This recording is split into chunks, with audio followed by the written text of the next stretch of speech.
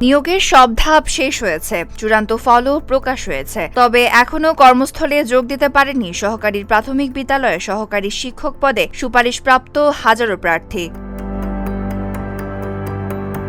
প্রাথমিক গণশিক্ষা মন্ত্রণালয় জানিয়েছে 14,384 জন সহকারী শিক্ষককে আগামী 29 অক্টোবর যোগদান করানো হবে। তদন্ত প্রক্রিয়াজাত দীর্ঘসূত্রতার কারণে নিয়োগে বিলম্ব হয়েছে বলে জানিয়েছে মন্ত্রণালয়ের সচিব মোহাম্মদ সাকাওয়াত হোসেন। যোগদানের পর পর্যায়ক্রমে পদায়ন এবং পেশাগত প্রশিক্ষণের ব্যবস্থা করা হবে। AKS অর্জন করল গিনেস ওয়ার্ল্ড রেকর্ডস।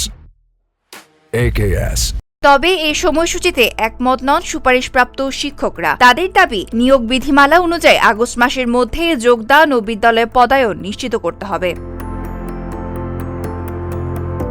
এ দাবিতে রোববার থেকে রাজধানীর শাহবাগে জাতীয় জাদুঘরের সামনে লাগাতার অবস্থান কর্মসূচি শুরু করবেন তারা। তাদের অভিযোগ, চূড়ান্ত ফল প্রকাশের 175 দিন পার হলেও এখনো কোনো লিখিত যোগদানের আদেশ দেওয়া হয়নি।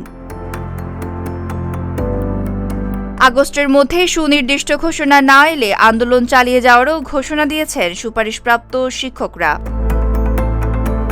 Desk report, Dhaka post.